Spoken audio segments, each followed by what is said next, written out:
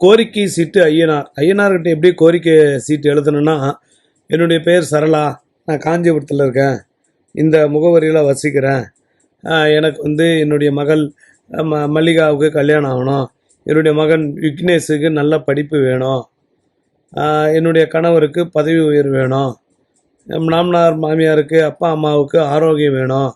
இப்படி 5 வகையான பிரச்சனையை கோரிக்கையை எழுதலாம்.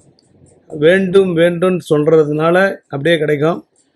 கோரிக்கை சீட்டு சில பேர் 3 கோரிக்கை 2 கோரிக்கை வைக்கிறாங்க. ஐயனார் கோரிக்கையை நாங்கள் போய் கோயிலில் கட்டிட்டு வர்றோம். அங்கே 2 குதிரை உண்டு, 4 குதிரை மொத்தம்.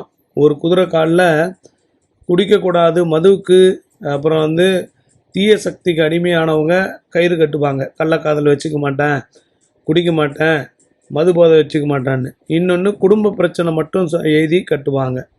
உங்கள் சார்பாக நாங்கள் போய் கட்டிட்டு வர்றோம். இது எங்கே இருக்குது, எப்படி இருக்குது, ஏன் இருக்குது, எதுவும் வேணாம், எல்லாத்துக்கும் கட்டணம் என்பது உண்டு உங்கள் சார்பாக.